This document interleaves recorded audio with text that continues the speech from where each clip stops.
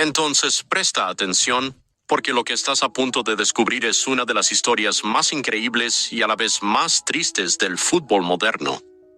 Imagina ser uno de los jugadores más talentosos del planeta, tener el mundo a tus pies, y que uno de los clubes más grandes de la historia te rechace, no por falta de habilidad, no por dudas sobre tu talento, sino porque consideraban que no eras lo suficientemente atractivo para representar su marca a ti.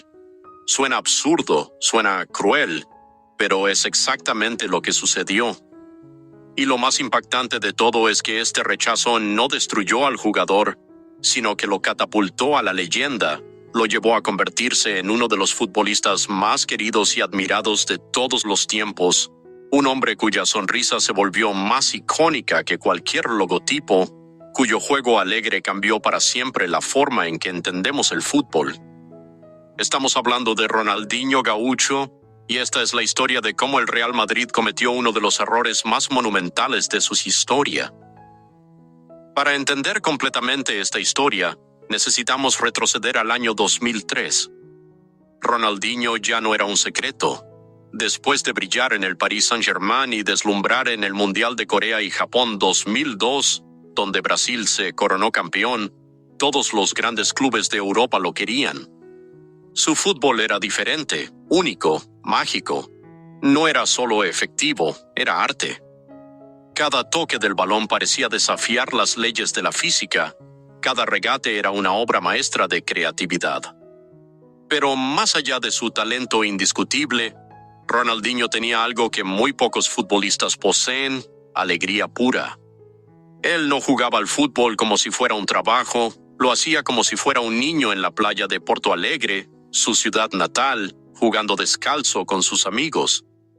Esa sonrisa eterna, esos ojos brillantes de felicidad genuina, eso era lo que hacía a Ronaldinho especial. Y en ese verano de 2003, dos gigantes del fútbol mundial se disputaban su fichaje, el FC Barcelona y el Real Madrid. El Real Madrid de aquel entonces era la era de los galácticos, el proyecto faraónico de Florentino Pérez que buscaba reunir a las más grandes estrellas del planeta. Ya tenían a Zinedine Zidane, a Luis Figo, a Raúl, a Roberto Carlos, a Ronaldo Nazario.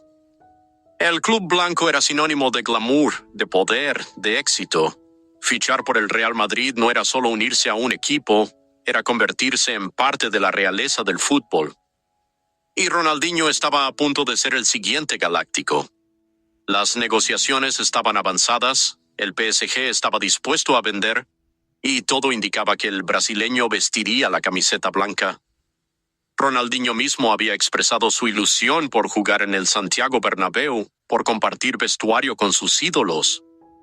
Todo parecía perfecto, todo parecía inevitable. Pero entonces sucedió algo que nadie podía imaginar, algo tan superficial y tan absurdo que aún hoy cuesta creer que realmente ocurrió. Según múltiples fuentes cercanas a la operación, incluyendo testimonios de directivos y representantes que estuvieron involucrados en las negociaciones, Florentino Pérez y algunos miembros de la junta directiva del Real Madrid comenzaron a tener dudas de último momento. Pero no eran dudas sobre la calidad futbolística de Ronaldinho, no cuestionaban su talento ni su capacidad para marcar diferencias en el campo. Las dudas eran de naturaleza completamente diferente y mucho más superficiales. Consideraban que Ronaldinho no tenía la imagen adecuada para ser la cara del Real Madrid.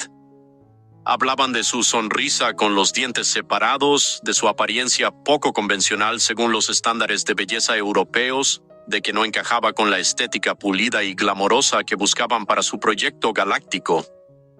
En otras palabras, pensaban que era demasiado feo para representar al Real Madrid. Sí, has leído bien. Uno de los clubes más grandes del mundo estaba a punto de rechazar al jugador más talentoso de su generación por razones estéticas.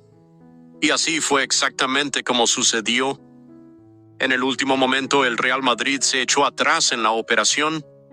No hubo una declaración oficial admitiendo las verdaderas razones, por supuesto. Hablaron de complicaciones económicas, de estrategias deportivas, de preferencias técnicas. Pero quienes estuvieron cerca de las negociaciones sabían la verdad.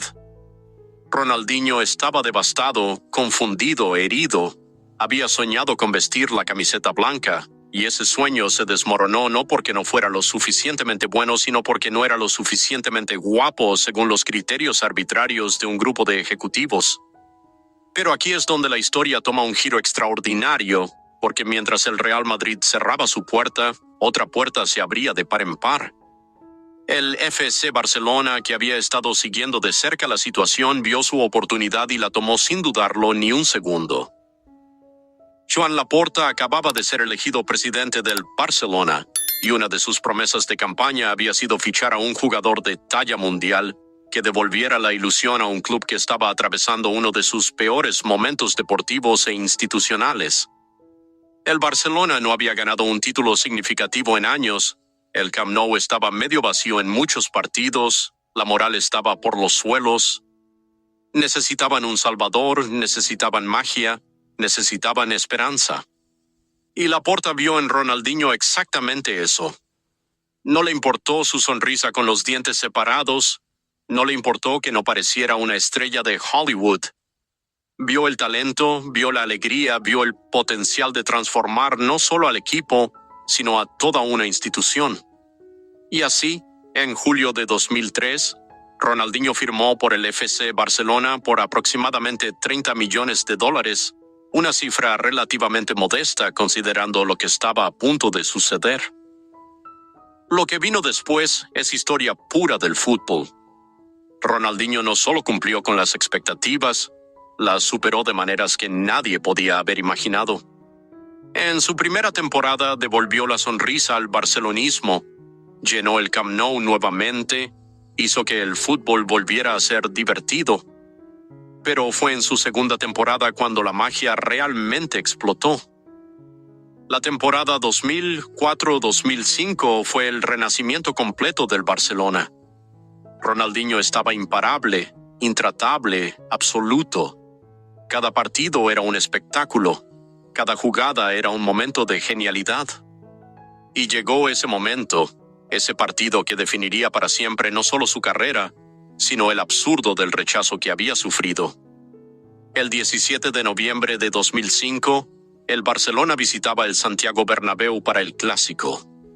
Y lo que sucedió esa noche sigue siendo uno de los momentos más icónicos en la historia de estos enfrentamientos. Ronaldinho no solo jugó bien, jugó a un nivel que parecía de otro planeta. Humilló a la defensa del Real Madrid una y otra vez, como si estuviera jugando contra niños. Pero hubo dos momentos que se grabaron para siempre en la memoria colectiva del fútbol. El primero fue un golazo extraordinario, un disparo desde fuera del área que se coló por la escuadra dejando a Iker Casillas sin ninguna posibilidad. El segundo fue aún más espectacular, un caño imposible a Sergio Ramos seguido de una definición perfecta. Y entonces sucedió algo que nunca antes había ocurrido en el Bernabéu para un jugador rival, algo que probablemente nunca volverá a suceder. Los aficionados del Real Madrid, esos mismos hinchas que supuestamente querían un jugador más presentable que Bolashian, se pusieron de pie y comenzaron a aplaudir a Ronaldinho. Una ovación del Bernabéu para un jugador del Barcelona, algo reservado solo para los más grandes de la historia, para leyendas absolutas como Maradona o Ronaldinho. En ese momento el Real Madrid entendió completamente la magnitud de su error. Pero la historia de Ronaldinho con el Barcelona estaba lejos de terminar. En la temporada 2005-2006, alcanzó la cúspide absoluta de su carrera. El Barcelona ganó la liga con autoridad jugando el mejor fútbol que se había visto en años. Y en París, en una ceremonia de gala, Ronaldinho recibió el Balón de Oro, el premio al mejor jugador del mundo. Ese chico que había sido rechazado por no ser lo suficientemente atractivo ahora era oficialmente el mejor futbolista del planeta. Su sonrisa, esa misma sonrisa que algunos consideraban un defecto, se convirtió en la imagen más reconocible del fútbol mundial. Y en 2006 llegó el momento cumbre. El FC Barcelona ganó la Champions League, conquistando Europa después de 14 años de sequía. Ronaldinho había cumplido su misión, había transformado completamente al club, lo había llevado de la mediocridad a la gloria absoluta. Mientras tanto, el Real Madrid observaba con una mezcla de admiración y arrepentimiento profundo. Sí, habían fichado a David Beckham en lugar de Ronaldinho, un jugador con el perfil comercial perfecto, guapo según todos los estándares, con una marca personal impecable. Pero Beckham, por grande que fuera, nunca tuvo el impacto deportivo que Ronaldinho generó en el Barcelona. Los Galácticos ganaron una liga en 2007, pero en términos de dominio y de fútbol brillante no pudieron competir con el Barcelona de Ronaldinho. El rechazo al brasileño por razones estéticas se había convertido en uno de los errores más costosos y más ridículos en la historia del club. Y lo peor de todo es que habían permitido que su mayor rival histórico fichara al jugador que cambiaría completamente el equilibrio de poder en España. La influencia de Ronaldinho en el Barcelona va mucho más allá de los títulos que ganó. Él fue quien preparó el terreno para la edad dorada que vendría después. Fue él quien convenció a un joven Lionel Messi, recién llegado del juvenil, de que el Barcelona era el lugar donde podía convertirse en el mejor jugador del mundo. Ronaldinho tomó a Messi bajo su protección, lo ayudó a adaptarse al primer equipo, le dio confianza, le enseñó con el ejemplo qué significaba ser un líder. Cuando Ronaldinho dejó el Barcelona en 2008, Messi estaba listo para tomar el relevo, y lo que vino después fue la era más dominante en la historia del fútbol de clubes. Pero nada de eso habría sido posible sin Ronaldinho, sin su magia, sin su alegría, sin su capacidad de transformar una institución desde los cimientos. Hoy, más de 2 décadas después de aquel rechazo absurdo, Ronaldinho es recordado como una leyenda absoluta del fútbol. Su legado no está en las estadísticas, aunque sus números son impresionantes. Su legado está en cómo hizo sentir a la gente, en cómo devolvió la alegría al fútbol en una época en que el deporte se estaba volviendo cada vez más táctico, más defensivo, más aburrido. Ronaldinho nos recordó que el fútbol es un juego, que debe ser divertido, que la creatividad y la audacia tienen un lugar incluso en el más alto nivel.